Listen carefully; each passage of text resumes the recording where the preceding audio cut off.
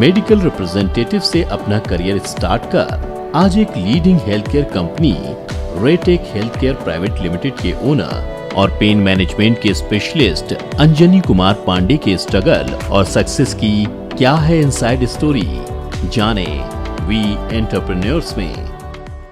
Hello and welcome to get another episode of we entrepreneur. मैं हूं आपकी host Simi और जैसे कि आप जानते हैं अपने इस खास कार्यक्रम में हम आपको मुखातिब करवाते हैं कुछ ऐसी हस्तियों से जिन्होंने अपने कार्य क्षेत्र में उत्कृष्ट कार्य किए हैं। और इसी कड़ी में आज हमारे साथ हैं श्री अंजनी कुमार जी।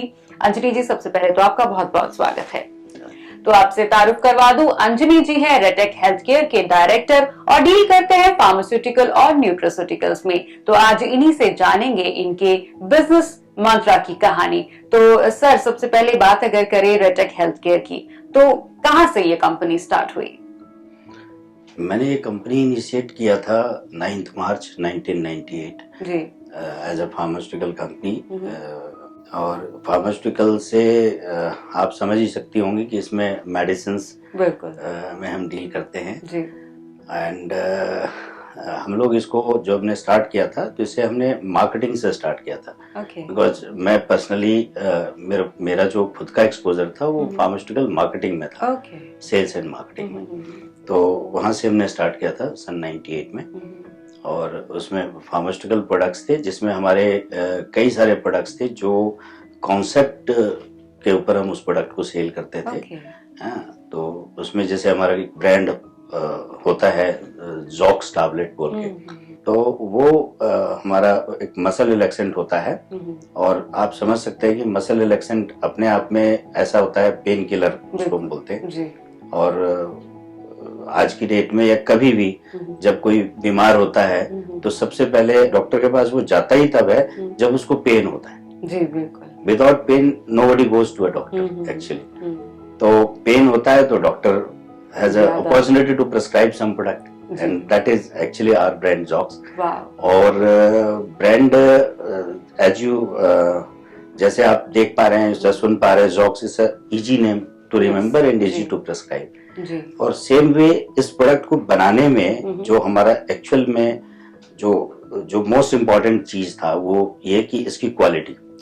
इसमें हम क्या चीज दें या कैसे दें, अब तो जिससे कि हमारे मरीज के लिए या जो इनको यूज कर रहे हैं यूजर के लिए वो ज्यादा से ज्यादा फायदेमंद हो और नुकसान कम दे। जी, क्वालिटी पर क्वालिटी पे। तो इसकी क्वालिटी में जो कुछ भी बेस्ट लिया गया था उस समय में, वो पिछले 25 साल से ये प्रोडक्ट हम लोग सर्व कर रहे हैं और सेम क्वालिटी आज तक हम दे रहे हैं मार्केट में।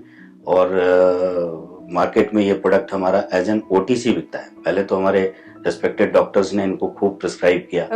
और एक समय ऐसा है कि ये एज अ पेन किलर चूंकि होता है तो पेशेंट को जिन्हें फायदा होने लगा तो वो डायरेक्ट भी मेडिकल स्टोर से जाके उसे खरीदने लगे। और खरीदने लगे और यूज करने लगे।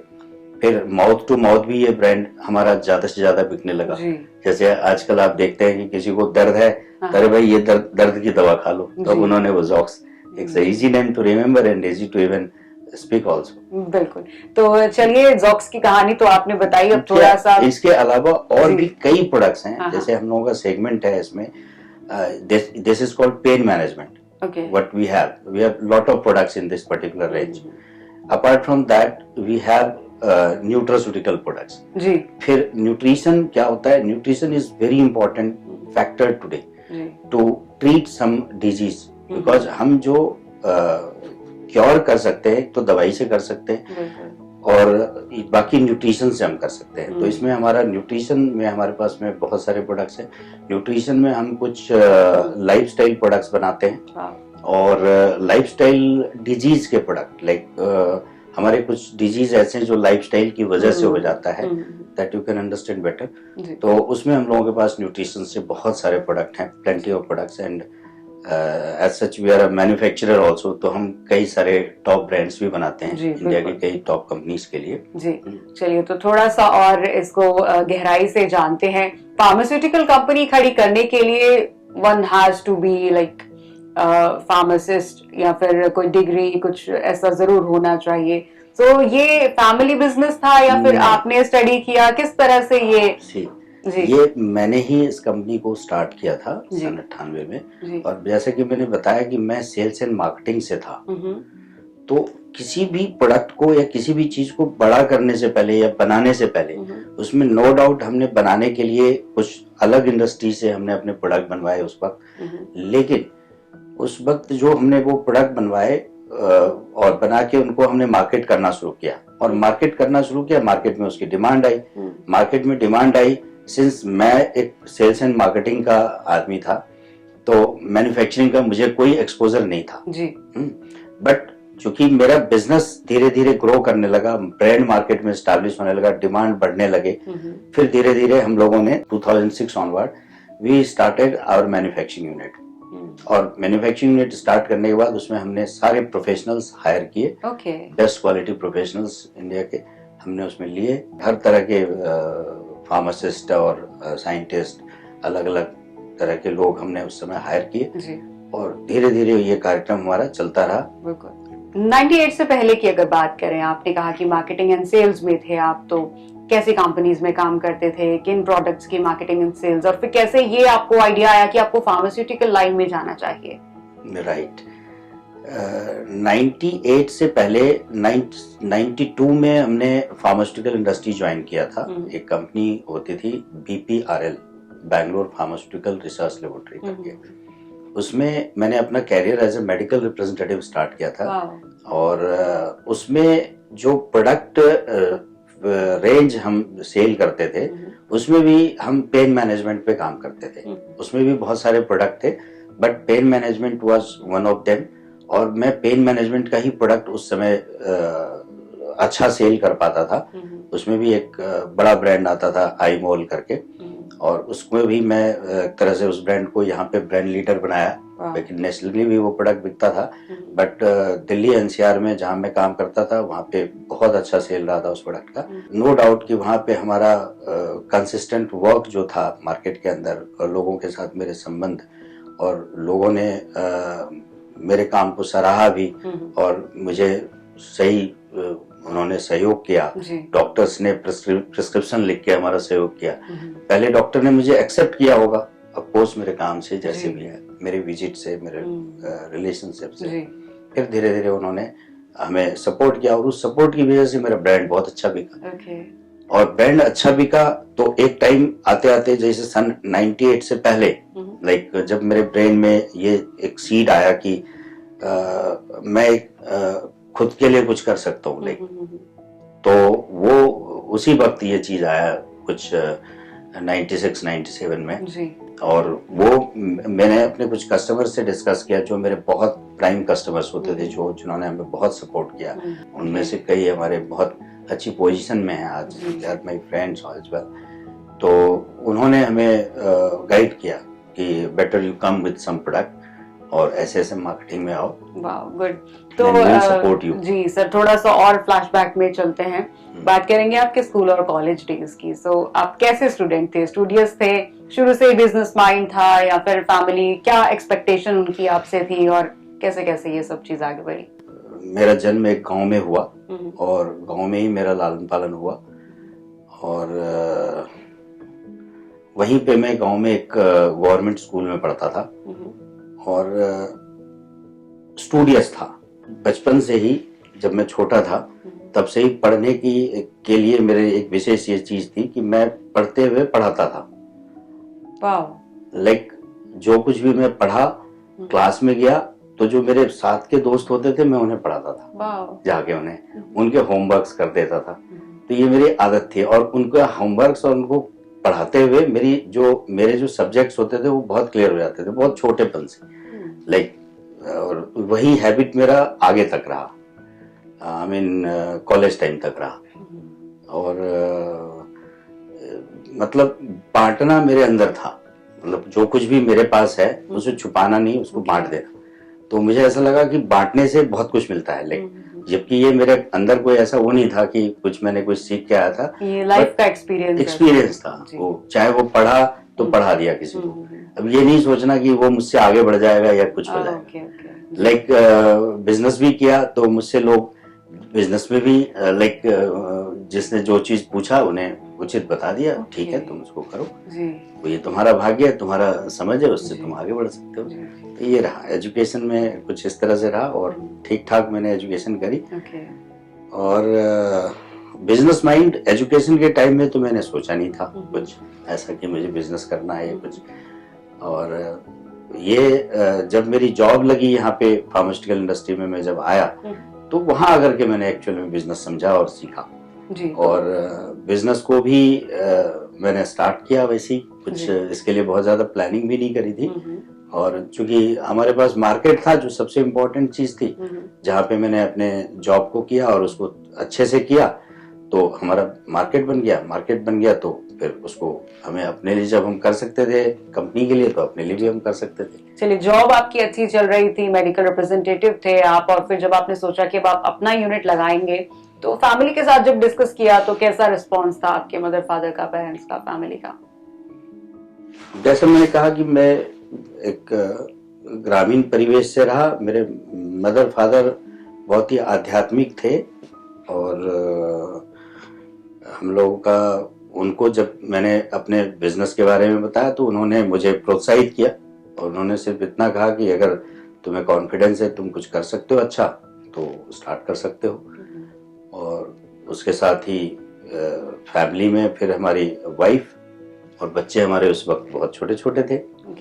तो वाइफ हमारी, मैं कहूँगा कि जब एक तरह से जब मेरी शादी हुई, जब मेरा मैरिज हुआ, उसके बाद का जो सफर स्टार्ट होता है जहाँ से हम रियल कुछ करना चाहते हैं, तो उसमें वाइफ का बहुत बड़ा सहयोग होता है जी। और आई वॉज फॉर्चुनेट इनफ कि वो इतनी अंडरस्टैंडिंग थी कि हमें कोई दिक्कत ही नहीं हुआ किसी भी क्षण। ये काम करना है, उसको उसके फायदे बताए, उसको समझ में आ गया, और उसको मुझ पे भरोसा था, उसने अलाउ किया, वाइफ ने भी, परिवार ने भी। क्योंकि कभी ऐसी कोई दिक्कत हुई नहीं थी लाइफ में, तो हम करते चले गए और सक्सेस भी मिला। तो जिस तरह सर आपने बताया कि you were the first one two start with this business, कोई फैमिली बिजनेस नहीं था, आपने खुद से स्टार्ट किया, कैसे चैलेंजेस आपको फेस आए?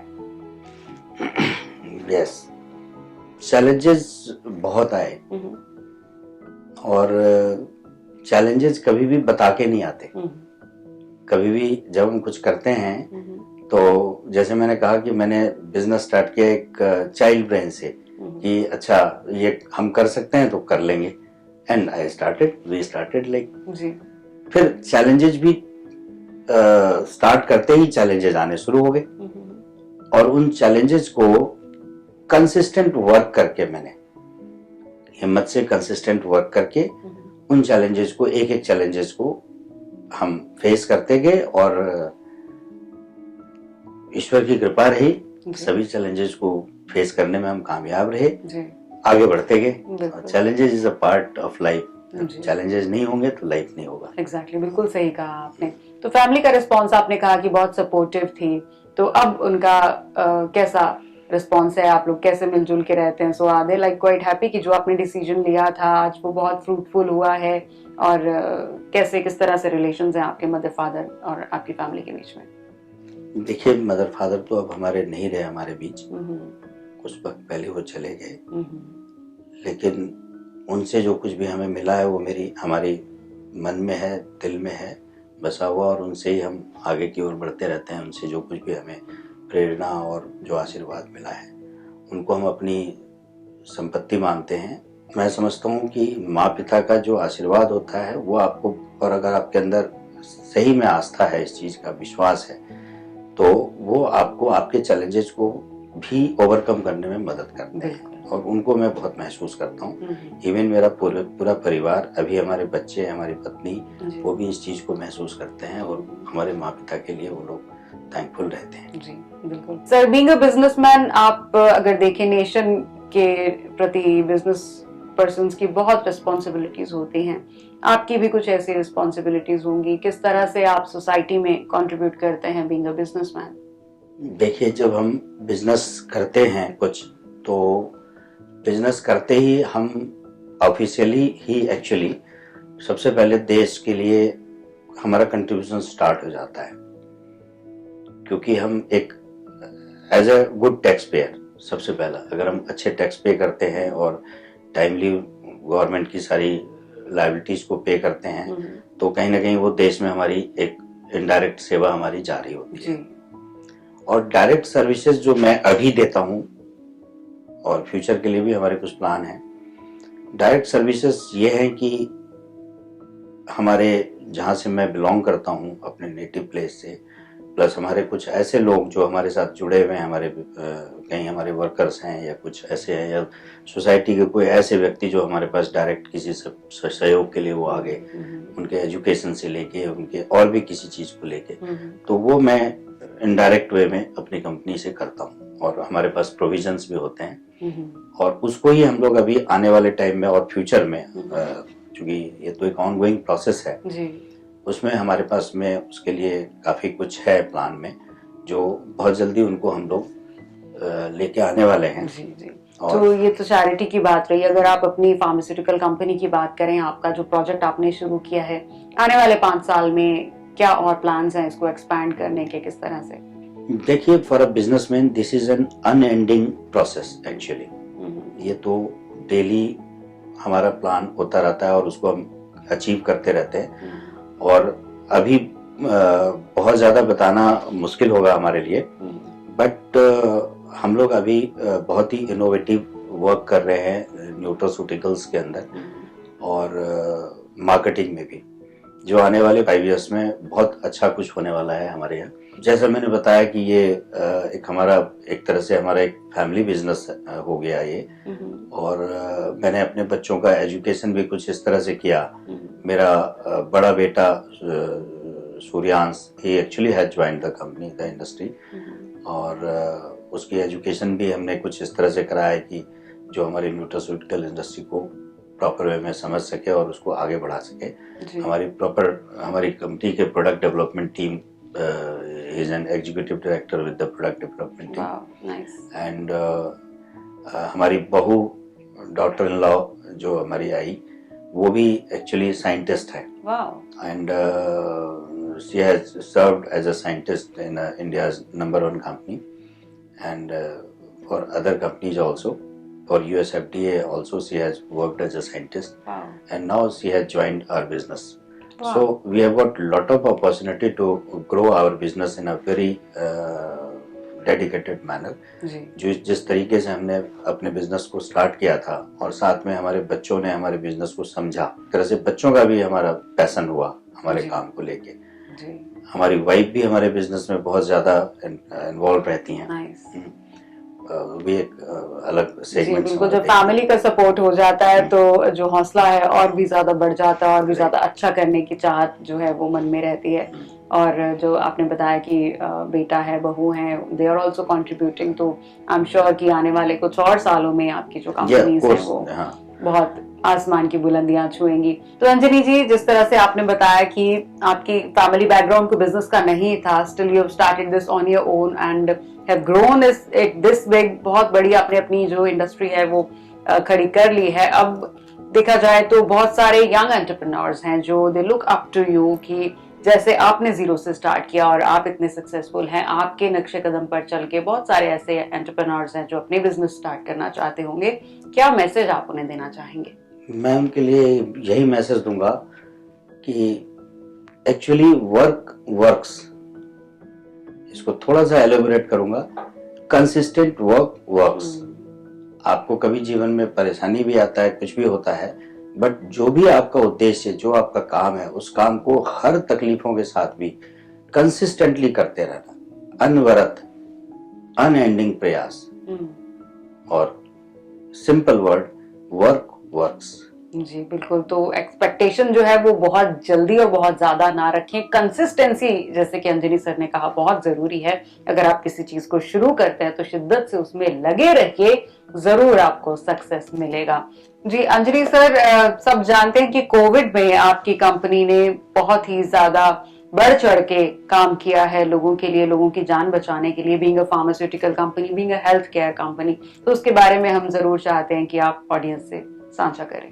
कोविड जब आया, people were not aware of all this, कि क्या होने वाला है और कितना खतरनाक है ये। तो हमारे सामने एक, हमारी इंडस्ट्री के सामने रदर हम कहेंगे, और हेल्थ केयर वर्कर्स के सामने एक बहुत बड़े चैलेंजेस थे। तो हम लोग दिल्ली एनसीआर में almost one of the first company to provide them initially like PP kits and other necessary articles, जिनसे कि हमारे हेल्थ वर्कर्स की सुरक्षा हो सकती। और उसके लिए हम लोगों ने दिन रात काम किया। यहाँ के प्रशासन ने भी हमें बड़ी मदद करी जी। और समय समय पे जिस चीज की आवश्यकता होती थी प्रशासन ने हमें बढ़ चढ़ के, चाहे अप्रूवल्स हो या कहीं कोई हमें कोई आवश्यकता पड़ी, जैसे हमें कुछ 200-250 लोगों को हमारे साथ उनको कैंप करा के उनसे काम करवाना और बिल्कुल सतर्कता पूर्वक, तो उन सब कामों में भी हमें यहाँ के प्रशासन ने बड़ी मदद करी। हमारी इंडस्ट्री डिफरेंट इंडस्ट्री थी, फिर भी हमने अपने इंडस्ट्री के वर्कर्स को बहुत तरीके से अपने कैंपस में ही रख के और उनको सुरक्षात्मक ढंग से और लोगों की सेवा में हम उतर गए।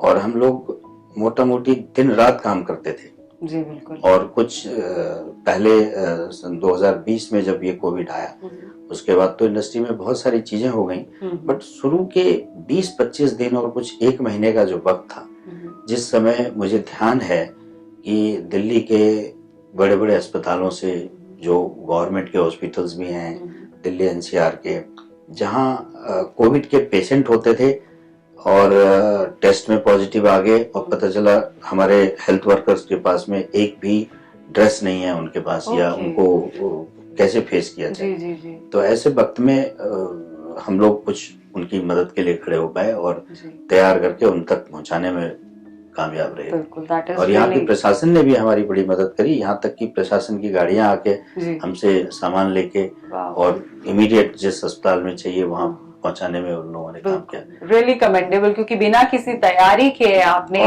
ईश्वर की ये कृपा रही कि हमारे पूरी टीम को, किसी को भी कहीं से कहीं तक जरा सी भी कोविड की कोई इन्फेक्शन नहीं हुआ। अमेजिंग। वही है जब आप इतने साफ दिल के साथ इस काम में जुटे हैं कि लोगों की जान बचाने का जो आपके हिस्से में काम आया है और आपने तहे दिल से उसको निभाया है, तो जाहिर सी बात है, इसको कहते हैं कि जो भगवान कहीं ना कहीं देख रहा होता है कि आप क्या कर रहे हैं, उसी के एवज में वो आपको बचाता है, बचाने की कोशिश हमेशा करता है। तो सर, एक छोटा सा रैपिड फायर हम आपके साथ खेलना चाहेंगे, so shall we start with that? पूछ सकते हैं आप जी। तो जिस तरह से आपने कहा कि कोविड में आपने बहुत सेवा की और आपकी सारी टीम जो है वो बिल्कुल अनटच रही, कोविड से बची हुई रही, तो यकीनन आप भगवान में विश्वास करते होंगे। कौन से भगवान की पूजा करते हैं आप? मैं हनुमान जी की पूजा करता हूँ। वाह। मेरा नाम अंजनी कुमार है और हमारे पिता ने या हमारे पूर्वजों ने, जिन्होंने भी हमारा नाम ये दिया होगा, तो ये नाम हमारे हनुमान जी को ही समर्पित रहा होगा। तो हनुमान जी की पूजा करता हूँ और उन जैसा ही सेवा में समर्पण की भावना से पूजा करता हूँ। और कोई ऐसी शख्सियत जिससे आप बहुत ज्यादा प्रभावित हो? मैं धीरू भाई अंबानी जी का मैं उनको फॉलो करता हूँ। इसके पीछे रीजन तो खैर सबको पता है, उन्होंने स्क्रैच से स्टार्ट किया। मैं उनको बहुत क्लोजली वॉच करता हूँ। कहीं ना कहीं मैं उनकी जीवन यात्रा को जब देखता हूँ तो मुझे ऐसा लगता है कि वहाँ पे हम भी जब, या कोई भी स्टार्टअप्स जो होते हैं लाइफ में, जो भी कोई कुछ करना चाहता है उसके सामने सेम प्रॉब्लम्स आती हैं। तो अंजनी सर, किताबें पढ़ते हैं आप? पढ़ता हूँ। कोई पसंदीदा किताब या कोई ऑथर? श्रीमद् भागवत गीता। वाह। और आप फिल्में देखते हैं? देखता हूँ। कोई फेवरेट फिल्म? मेरी फेवरेट फिल्म तो बहुत सारी हैं, ऐसे तो मैं एक्शन मूवीज देखता हूँ। ओके, लेकिन एक अच्छी फिल्म थी दोस्ती, मेरी सबसे पहली फिल्म, जब मैंने कभी पहली बार मूवी देखा होगा तो दोस्ती। अच्छी है, मुझे बहुत पसंद है। ओके। और आपका फेवरेट हॉलीडे डेस्टिनेशन? मेरा गांव, मेरा घर, नेटिव प्लेस। ब्यूटीफुल। पसंदीदा खाना? दाल चावल। वाह, क्या बात है। और आप कुछ गेम्स वगैरह खेलते हैं? गेम्स के लिए पैशनेट हैं? Not much. ओके। और आपका ड्रीम अगर पूछा जाए कि लाइफ में अंजनी जी ये करना चाहते हैं, तो वो क्या ख्वाब होगा जिसे आप साकार करना चाहते हैं? बस मैं अपने काम को अच्छे से करना चाहता हूँ, ईमानदारी से। हाँ। बिल्कुल अंजनी सर, आज आपकी स्टोरी हमने भी सुनी और हमारे सारे जो व्यूअर्स हैं उन्होंने भी सुनी। आई एम श्योर बहुत ज्यादा इंस्पायरिंग स्टोरी, और जो मैसेज आप देते हैं कि जो काम है उसको कंसिस्टेंसी से करिए, आप काम पूरी ईमानदारी से करिए, जिस काम को भी आप शुरू करते हैं उसे अंजाम तक जरूर पहुंचाइए, और जो फल की इच्छा है वो बहुत बाद में करिए, पहले अपना जो काम है वो ईमानदारी से कर लीजिए। तो आपके ये मैसेजेस आई एम श्योर हमारे जो यंग एंटरप्रेन्योर्स हैं उनके लिए बहुत कारगर होंगे। तो आज इस शो में हमारे साथ बातचीत करने के लिए आपका बहुत बहुत धन्यवाद। तो ये थे श्री अंजनी कुमार जी, वी एंटरप्रेन्योर के आज के एपिसोड में। उम्मीद है आपको इनका साक्षात्कार जरूर पसंद आया होगा। तो अगले एपिसोड में मिलेंगे ऐसी ही एक और शख्सियत से। तब तक के लिए हमें दीजिए इजाजत। धन्यवाद।